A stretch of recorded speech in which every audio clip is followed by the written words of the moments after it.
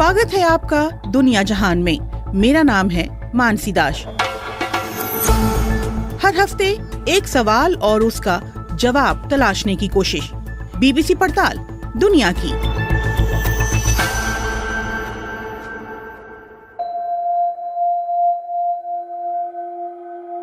ब्रह्मांड में पृथ्वी के अलावा क्या कहीं और जीवन है, और अगर है तो कैसा? वैज्ञानिकों के लिए ये अब तक बड़ा सवाल बना हुआ है। इसी साल जून में अमेरिकी सरकार ने अनआइडेंटिफाइड फ्लाइंग ऑब्जेक्ट्स यानी यूएफओ से जुड़ी एक रिपोर्ट डीक्लासिफाई की, जिसमें कहा गया कि अब तक पृथ्वी पर एलियंस के आने के सबूत नहीं मिले हैं। हालांकि रिपोर्ट में एलियंस के होने की संभावना से इनकार नहीं किया गया है।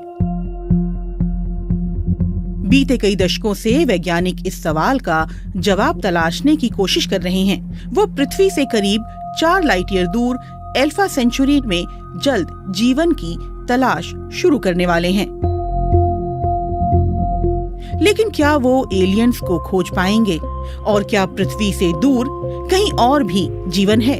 इस सप्ताह दुनिया जहान में पड़ताल इन्हीं सवालों की, और इस पर चर्चा करने के लिए हमारे साथ हैं 4 एक्सपर्ट्स।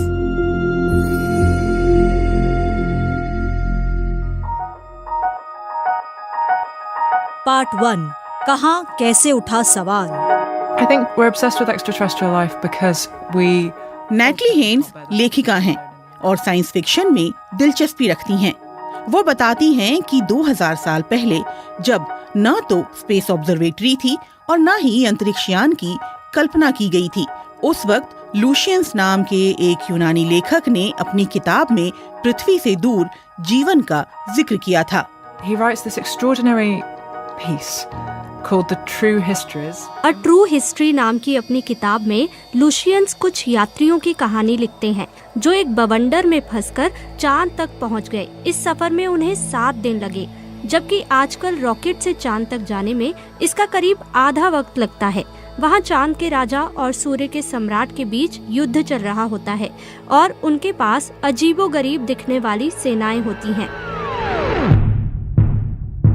लूशियंस ने चांद पर पंख वाले घोड़ों और विशालकाय गिद्धों का जिक्र किया है। उन्होंने अजीबोगरीब लोगों के बारे में लिखा है जिन्हें एलियंस कहना गलत नहीं होगा। इसके करीब 800 साल बाद 10वीं सदी के जापान में एक और साइंस फिक्शन कहानी द बैम्बू कटर्स डॉटर लिखी गई थी। The story is that a bamboo cutter is chopping bamboo and he sees this. ये कहानी कुछ ऐसी है कि बांस काटने वाले एक व्यक्ति को एक दिन बांस के भीतर तेज रोशनी दिखी। उसे वहाँ एक नन्ही बच्ची मिली जिसे वो घर ले आया और अपनी बेटी की तरह पाल पोस कर बड़ा किया। बाद में लड़की ने बताया कि वो चांद से है। लेकिन ऐसा क्यों है कि जिन पहली कहानियों में एलियंस का जिक्र है, उनमें चांद का भी जिक्र है? It was for a really long time and I suppose that's because ये बात सही है कि लंबे वक्त तक चांद के ही बारे में लिखा जाता रहा है। शायद ऐसा इसलिए क्योंकि धरती से चांद साफ दिखता है, लेकिन शुक्र या मंगल नहीं दिखते। लेकिन जल्द ही पृथ्वी पर मंगल भी चर्चा का विषय बना। 1870 के दशक में एक इतालवी खगोल विज्ञानी जियोवानी वर्जीनियो शियापरेली ने टेलीस्कोप से मंगल ग्रह को देखा और इसके बारे में विस्तार से लिखा। he sees these sort of channels on the surface. उन्होंने मंगल की सतह पर नालियों जैसी लकीरें देखी, जिनको उन्होंने कनाली कहा। लोगों को लगा कि वो कनाल यानी नहरों की बात कर रहे हैं। उस वक्त सुएज नहर का काम पूरा हुआ था। इसके बाद ये धारणा बनने लगी कि मंगल ग्रह पर रहने वालों ने वहाँ नहरें खोदी हैं।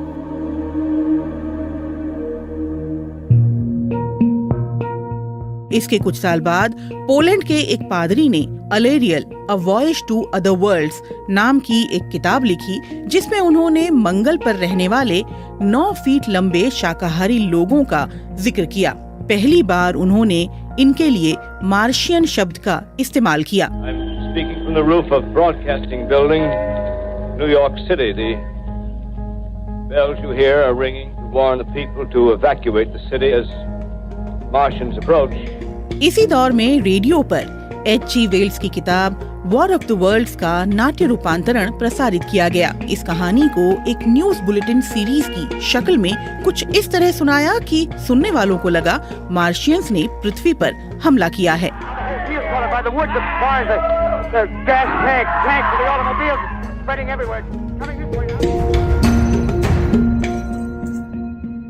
पार्ट 2 दूसरे ग्रहों पर जीवन की खोज।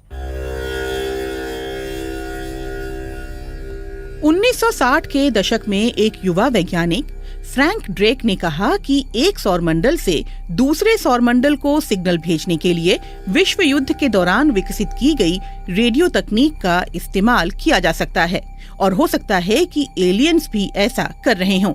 ऐसे में उनके अस्तित्व को खोजने के लिए हमें जो करना है वो है बस उनके सिग्नल को पकड़ना। It was 3 in the morning and the telescopes were grinding away. Seth Shostak search for extra terrestrial intelligence SETI में वरिष्ठ खगोल विज्ञानी हैं।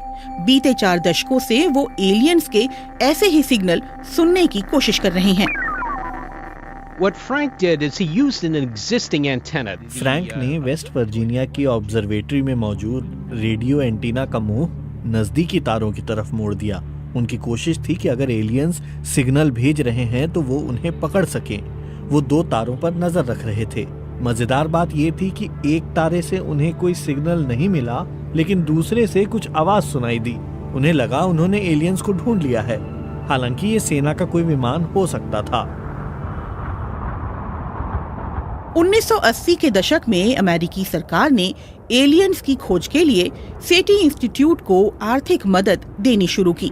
रेडियो तरंगें स्पेस से आसानी से जा सकती हैं और सेथ रेडियो रिसीवर पर जो आवाज सुनना चाहते हैं वो कुछ ऐसी है।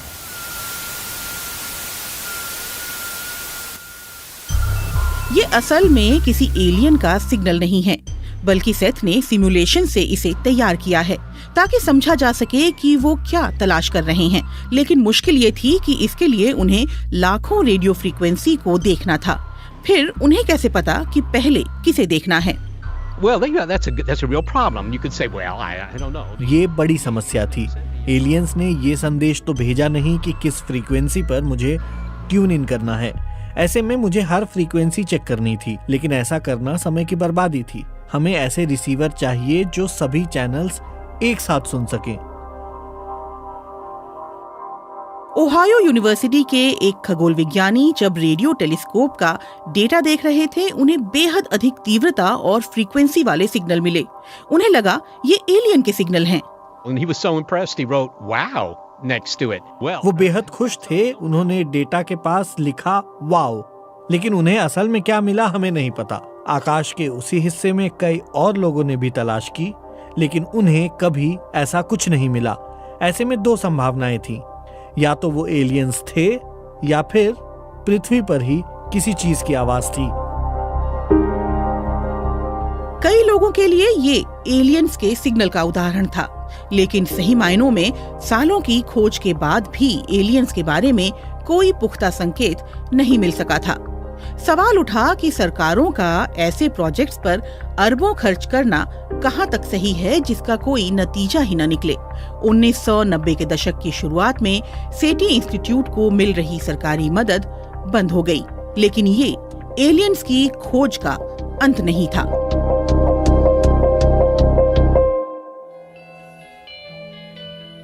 Part 3 कैपलर। One of my earliest vivid memories is seeing the astronauts. David Grinspoon astrobiologist हैं और प्लानिटरी साइंस इंस्टीट्यूट में वरिष्ठ वैज्ञानिक हैं। वो अंतरिक्ष अनुसंधान पर नासा के सलाहकार रह चुके हैं। वो कहते हैं कि एलियंस की खोज को लेकर भरोसा इसलिए भी कम हुआ क्योंकि उस वक्त तक अधिक ग्रह खोजे नहीं जा सके थे। लेकिन 90 के दशक की शुरुआत से वैज्ञानिकों ने हमारे अपने सौरमंडल में नए छोटे ग्रह और ड्वार्फ ग्रह खोज निकाले और एक बार फिर सवाल उठने लगा कि क्या हमारे सौरमंडल से बाहर भी ऐसे ग्रह हो सकते हैं जहां जीवन हो।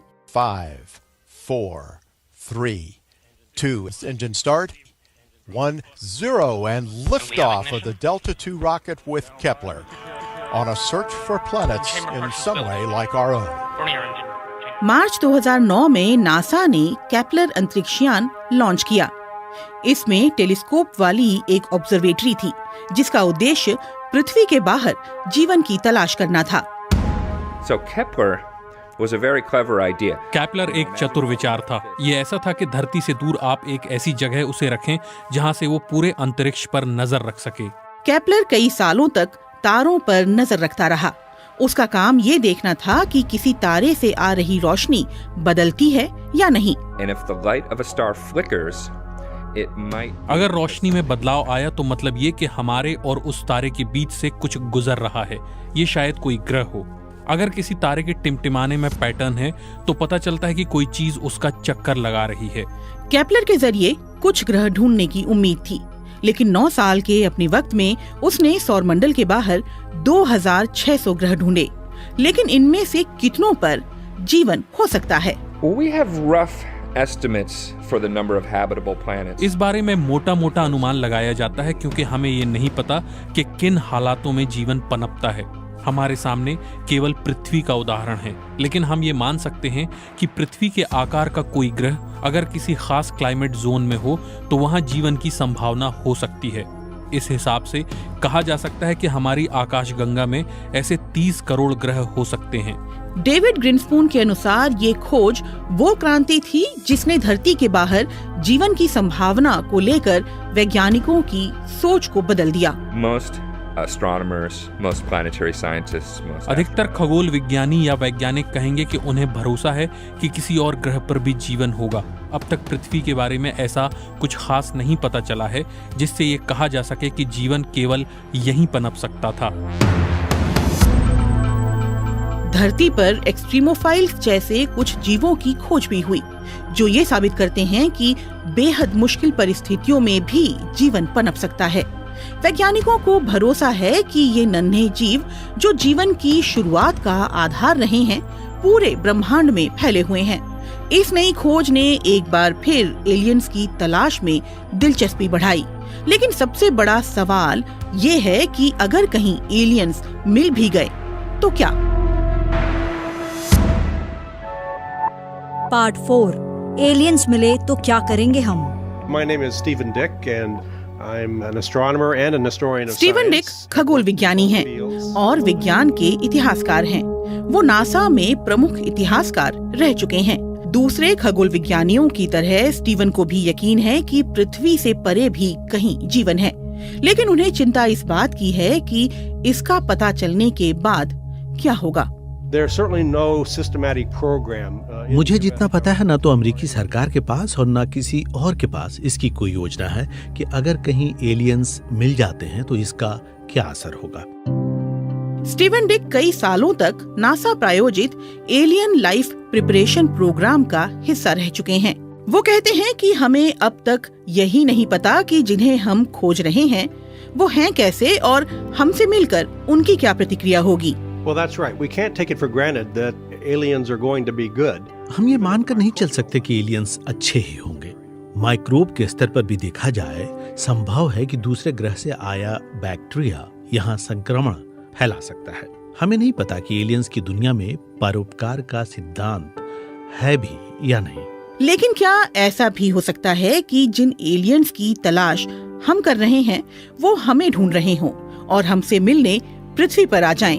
और इससे भी बड़ा सवाल ये कि हम एलियंस से बात कैसे करेंगे। Well, this is a subject of a lot of discussion. The movie Arrival. ये गंभीर चर्चा का विषय है। मुझे लगता है कि फिल्म अराइवल में इस बात को बेहतर तरीके से दिखाया गया है। इसमें कुछ एलियंस इंसानों से बात करने की कोशिश करते हैं।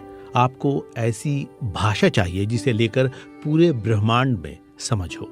कई लोगों को लगता है कि गणित इसका जवाब हो सकती है, लेकिन इसे लेकर भी अलग अलग थ्योरी है।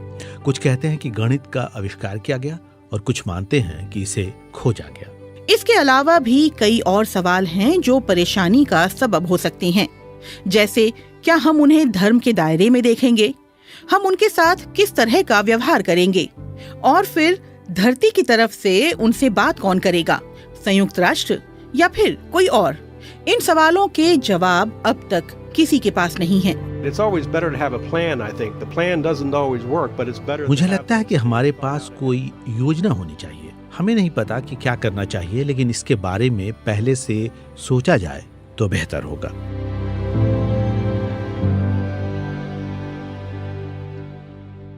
लौटते हैं अपने सवाल पर, क्या वाकई में एलियंस हैं?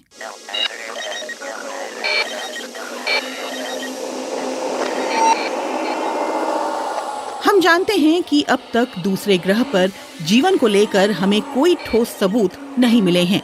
दशकों की खोज के बाद भी इस मामले में हम अभी वही हैं जहां से चले थे। लेकिन इसे अलग नजरिए से भी देखा जा सकता है। ये संभावना का सवाल है। ब्रह्मांड में लाखों आकाशगंगाएं हैं, जिनमें से एक हमारी मिल्की वे है, और हमारी आकाशगंगा में भी अरबों ग्रह हैं। ये संभव है कि पृथ्वी ऐसा अकेला ग्रह नहीं होगा जहां जीवन पनप सका है। हो सकता है कि किसी और ग्रह पर भी जीवन हो, और शायद हमारे जैसा ही हो। हो सकता है कि किसी दिन हम एलियंस को खोज पाएं, या फिर शायद वो हमें पहले खोज लें।